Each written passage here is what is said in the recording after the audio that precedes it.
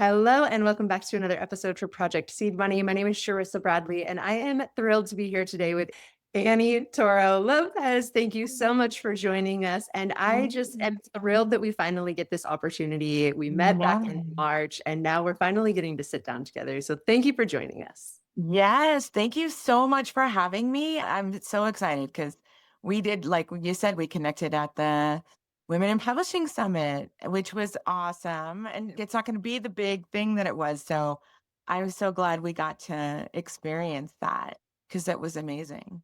I couldn't So agree yeah, it was more. such a great connection. And I want to tell you that I've been listening to your podcast and I just love it. I really enjoy it. And I've really felt connected to the people that you interview. And I found it very helpful. And so I just want you to know that I really enjoy it.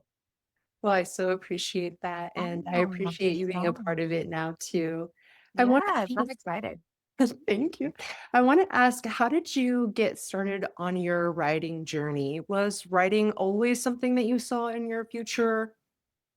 I have identified as a writer for as long as I think I knew what identity was. I was always a word person. I don't remember learning to read. I don't remember struggling with reading other than which was good for me. I taught reading and writing professionally. When I was in college, I was reading Chaucer and I was lost, like lost. And I never in my life had experienced that. I didn't know what it meant to struggle as a reader. And so I think it made me a better writing teacher because I remember being like, I don't know where I am. Like, I don't. And so I learned really that importance of setting and putting your reader in a setting and all of the sensory and all of the, you want them to be there, right? Because I kept getting, I'm like, I don't know, I'm in a tower. Oh, wait, I was in a garden. What? So, so yeah, but I always identified as a writer and a word person.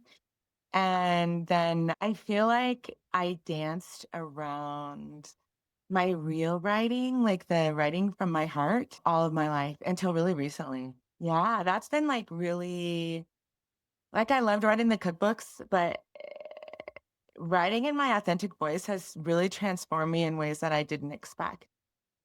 So I got my degree in English and I taught reading and writing. I taught middle school in Aurora, Colorado for about a decade. And I had 39 kids in the class and they had top scores in the state. So I just have to shout that out.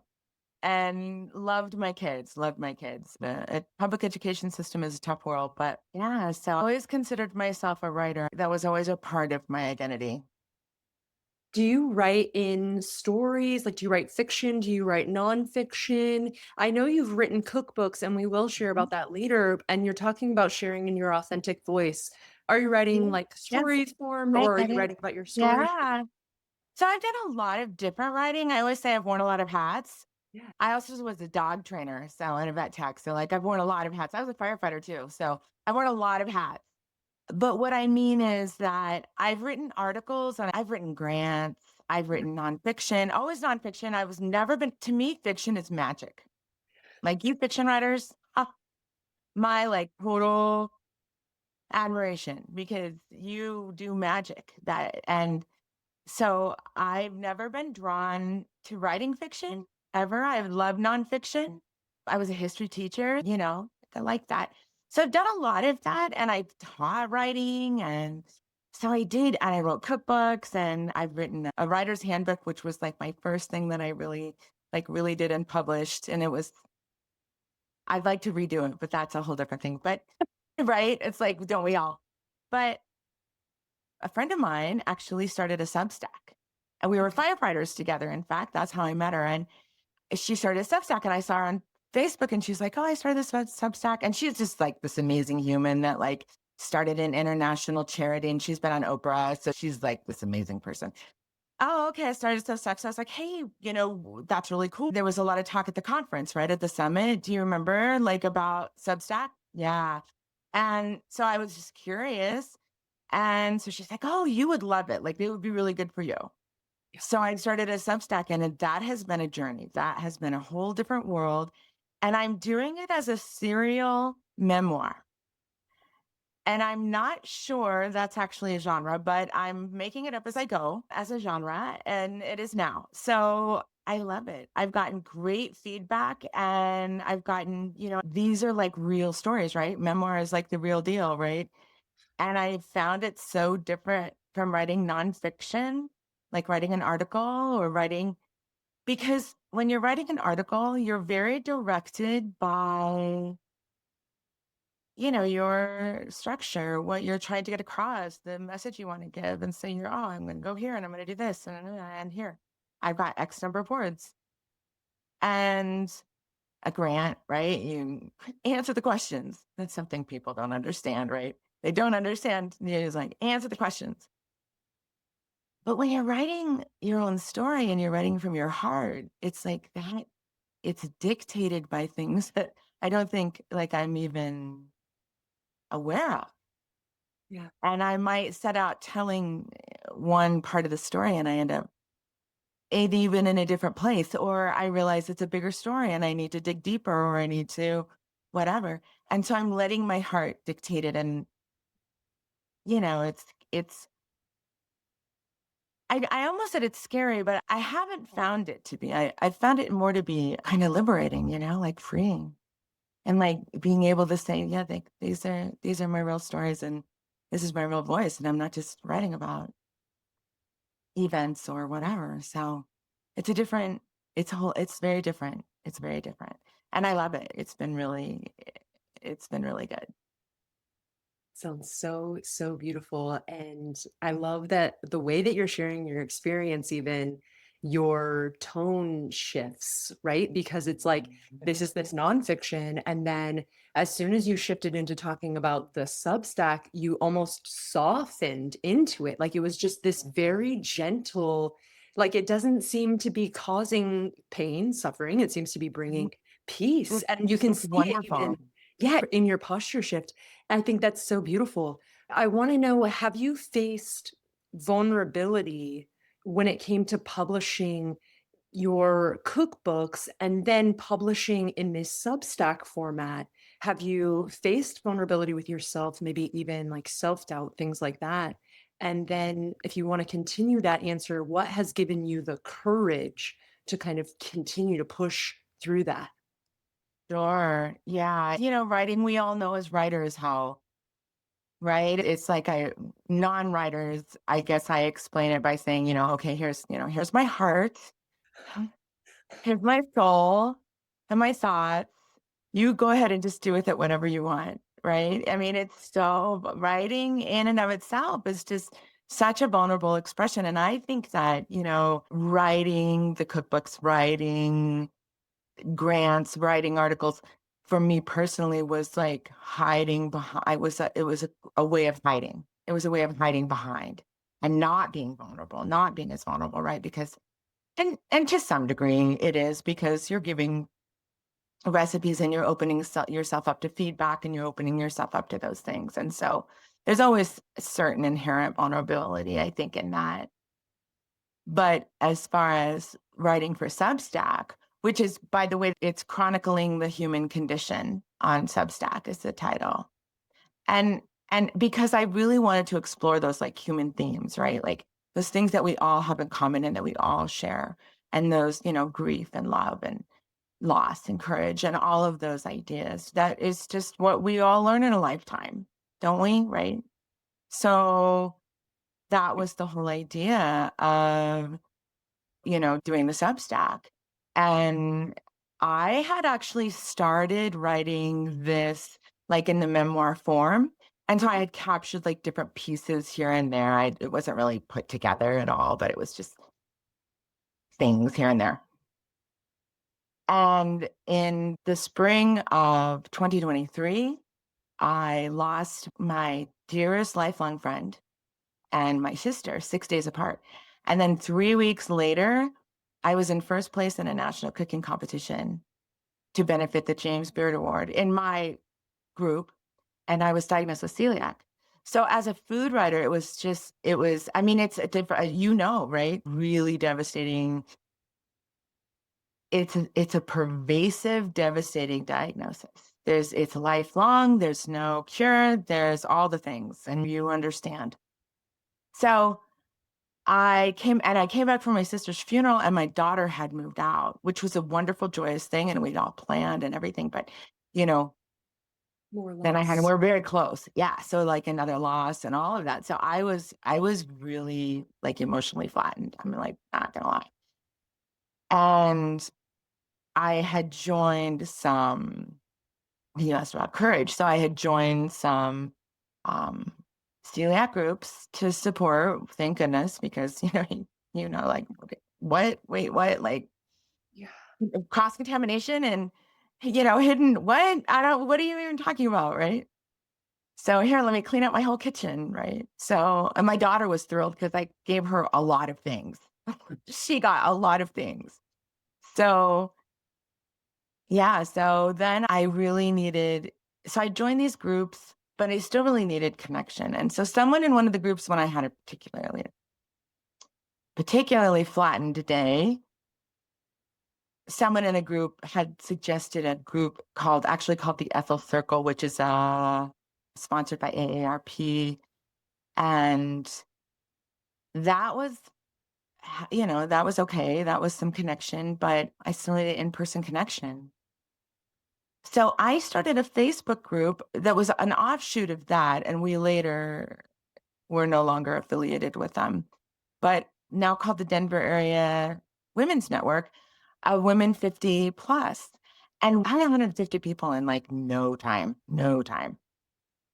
And it really to me spoke to the loneliness epidemic that we face as a culture that we knew that was happening going into the pandemic, right? But now it's like full blown, right? Yeah. So I started this group and we meet once a week and I do coffee shops, 2 coffees, 1 lunch, and an event a month. And I started doing it all for myself because I have celiac, right? So I would have to call ahead and I'd have to say, is there anything on the menu I can have? And Yes. sometimes they say no. And so, but I didn't want to take a group to a restaurant and then have them turn us away. Not that that hasn't happened, but because like you go to a restaurant and they're like, no, you can't have anything here. Okay. And you leave. So I would have to do all that ahead of time. And I didn't feel like I could expect someone else to take on that kind of level of rigor to make sure that, I was safe. And I decided to do it once a week because once a month, if you miss one, then it's 8 weeks between connection, right? Too much. Yeah. So, so the idea was to, build connection and not just for me, but for other people who needed it. Yeah. So it's been a great group. We have like 500 members now, and we're coming up on our 2nd-year anniversary. So we're ready to celebrate our 2nd-year anniversary. And I have 3 moderators on my team now that help me, thank goodness, because it got to be a lot, to like plan something every week. But it's nice though, too, because I didn't have to like clean my house, right? Nobody has to do any of that. We're just going to meet for coffee. So it's connection. And we've really very deliberately kept it agendaless. Yeah. We're all giving women, like as women, we give all our lives, right? That's what we do. And so it was really important to me to have it remain agendaless and that we really just get together and Is it? connect. Yeah. Exactly. Exactly. So that helped. And I think also as far as choosing to write the gluten-free cookbook, as far as like that was about gratitude. Like that was about just really being thankful for the fact that I know how to handle food, that, I realized that people don't know how to, a lot of people don't know how to, and I was raised in a very food culture and environment and a lot of food professionals. And so understanding what I can have, right? Like focusing on what we can have instead of what we can't have. And the cookbook I wrote because I saw so many people who were asking the question, I mean, right? You're like, how do I feed myself? And it's a whole, it's a whole new world. And like I said, as a food writer, I was like, it was identity loosening. Like I was like, who am I now? I don't even, what do I do? And then I thought, I'm a teacher. That's who I am. Like I'm still a teacher. I published a cookbook. I'm still a writer. I'm still those things. So I wrote the cookbook because a lot of people were like, what I found in my research for the book was that 90% of gluten-free cookbooks are for baking. And Yeah, that's great. It's sure. nice to know how to bake a cake and and it's a whole new world. My husband's the baker, not me. It's a whole new world for him, right? Yeah, but that's a luxury thing. Like when I first Exactly. got diagnosed with celiac, I needed to eat food, and then the baked things, the treats and stuff, that's like a luxury. That kind of comes once you've gotten the hang of it. For me it came Agree. once I got the hang of it. Absolutely. Absolutely. Absolutely. And ingredients are expensive, right? So you're like, oh, it's all so much more expensive and all of those things. And where do I find this? And how do I source this? And what do you mean soy sauce is hidden? Where do I even get that? Or whatever. Gluten-free hoisin. That's mine. Gluten-free hoisin. So it was really about, and I'm not a baker, not a baker. I'm a cook. I can, but I can pull together ingredients and I can make something from whatever. Which my husband is always like, well, you're the real cook, but he can put he can put a recipe together. He doesn't think that counts, but it does. It does. It does. Right. Absolutely. I just, again, like learning to read, I don't remember learning to cook. I don't remember. My mother was an amazing cook. There was always food television on, always. Right. Jacques Pepin or Julia Child or always. So that's how I grew up. It just was the way. So recently I was asked to speak for the Colorado Springs chapter of the National Celiac Foundation. And it was such a great opportunity. And my book sold out, which was great. And this woman came up to me sort of before I was getting ready to speak, and she was asking some questions. And that's my cat in the background, if you can hear him. He's like, let me out, Mom. So she had some questions, and I said, well, that's what we're going to speak on if you'd like to join us. And she was actually there at Three Farm Girls. I'm going to shout them out in Palmer Lake, Colorado, gluten-free, all gluten-free. And she was there to do a testing, because she does catering for her daughter, 16-year-old daughter's party. She said, but I want to look at the book. I want to look it over and see. Totally understandable. So afterwards, I was getting ready to leave, and she came up to me and she said, oh, she said, no, I want you to sign my book. I want to get your book. She said, I love these recipes. They're so good, and we'll eat so much healthier. And man, right? That was it. There it was. Her 16-year-old daughter has celiac, and it's so hard to feed your kids. It's so hard to know what to take to the party. Yeah. It's so hard to know what to bring for holidays or to give your family a recipe that you can use, right? All those things are hard. So it made me, I was like, yes, that's it. If it's just you, then yay, right? Because that was, there it is. So that made me really happy. I'll show you. I'll show you because I like shiny, huh? Let me move this light. Oh, it's so beautiful. It's absolutely stunning. Let me just say, like, she did such a good job. I'm sorry about the glare, but yeah, Tamian Wood, amazing cover designer. And she was so great to work with. Here's the back cover. Again, Oh, sorry about the glare. that's so Yeah. I mean, beautiful. she did such a nice job. And then here's the interior. Oh my goodness. That So, is and it different, all of that. I don't know how much you can see. It doesn't glare at least, but oh, yeah, you so can see. beautiful. And I had a group of 100 recipe testers on Facebook, and they were awesome.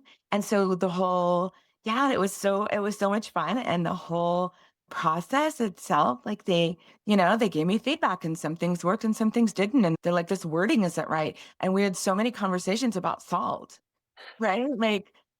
Oh, I mean, yeah. I mean, and the thing I realized was my daughter was like, because her roommate, my daughter cooks, of course, but it really doesn't. Someone had put in, I think it was, I want to say it was a half a cup of salt instead of a half a teaspoon of salt, like literally. And my daughter's just like, wouldn't you know? Like, wouldn't you know? But then she said, well, no, because if you don't cook and you've never been around it and you're not taught, why would you know? Why would you And know? yeah, why would you know? So having it be accessible, having it be easy to follow and the steps easy to follow are really important. And it absolutely is something that is suitable for someone who's not gluten free. It's all just whole foods, natural ingredients, things that the feedback I got a lot was, I don't have to go, I can just get everything at the grocery store. I don't have to, I don't have to source it special. Yeah. And I think that was appreciated. I think one thing we don't ever really talk about as like celiac people is the brain fog that comes when you first get off of gluten and just like how hard it is to think clearly and make clear decisions. And so for myself, when I was like detoxing from gluten the first time, I needed everything so simple. I needed it to be easy to do, easy to understand. It didn't matter that I had cooked my whole life. I couldn't think clearly. Like I couldn't put it all together.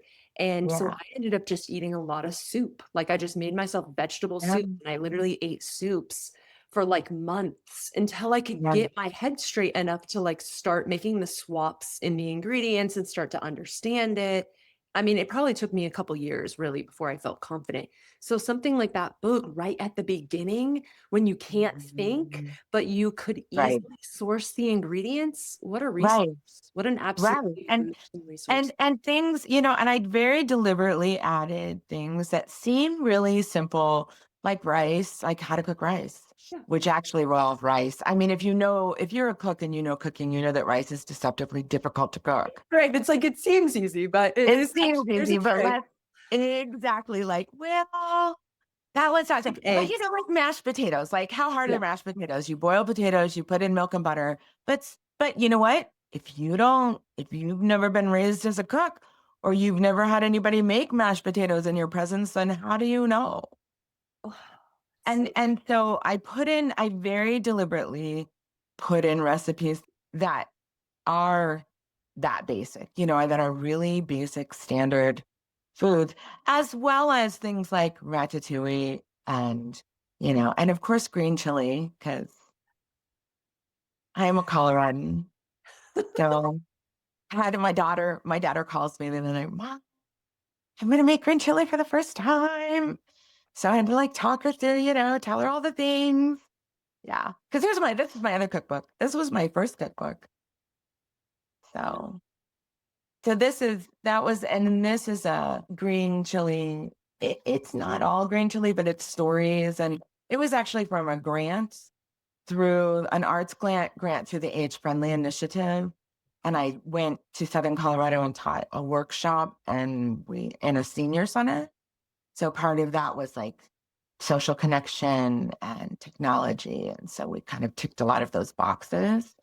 yeah. And it was awesome. It was a great project and a fun thing. My husband is Indigenous Native, so green chili is a very is yes, always a pot of green chili on the back stove growing up. That is so beautiful. I love the legacy aspect of it. I love that your children are continuing to use it and then continuing that legacy aspect. I think that is so beautiful. And I also Yes, think it's kind of perfect timing to ask where my audience can find you and where they can yes. find your book and your current cookbook as well as your other cookbook as well. Yeah, thank you. So, really, as most authors will tell you, the best place to buy it would be on my website, which is High Prairie Press. It's through the publisher, so it's highprairiepress.org. And it's High Prairie because I live in Colorado at 6,500 feet on the high prairie. So, yeah, so that's the publisher. And I'm on Facebook, and that links also you can find my links to my cookbook and I'm on Substack.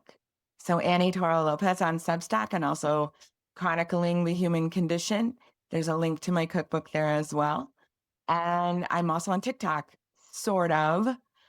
And that is just my name again. And again, it links to the cookbook. So you can find it at any of those places. And of course, Amazon. And it's always nice.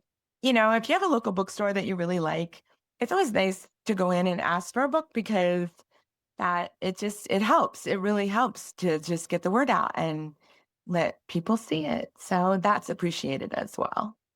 I absolutely love that. And it's always good to support your local community. And it brings more books into the bookstore. They'll often order more than one. So that is like a really great way to help Oh, your exactly. audience. Yes. Yeah, exactly. So do you have any advice or any encouragement for our audience that's maybe struggling to get those words from in here to physical manifestation? Yeah. Yeah. It seems so simple and I know, but keep writing. Like, don't give up. Like, don't think that your voice isn't being heard. And put it out there. And Substack really is the most supportive writer community I have ever participated in. It's very easy to use, and there's a lot of encouragement. And it's been a great place to just really, really find my voice and be authentic you. Like, you are important and your story matters. People think they don't, that their story's not important enough or it's not, big enough or whatever. And it's just so not true. People need to hear your story and people want to hear your story. Don't stop. Don't give up. That's the big thing. I had a professor one time, she said, your writing was my favorite this semester. And, really keep writing. And I really needed that encouragement right then. I really did. And man, just that keep writing, keep going, keep doing it. Just don't stop. Thank you so much for your time and thank you for your Yeah. encouragement. I will make sure to have all of those links listed below so that everyone can easily access your website, the book, and your Substack as well, because I'm sure there's going to be people who are wanting to read what you have written. Thank you so I much. appreciate that. Thank you so much. It's been such a pleasure. Thank you so much for joining me on another episode for Project Seed Money. Please don't forget to like and subscribe. It really helps the channel. And I will see you with another interview next week.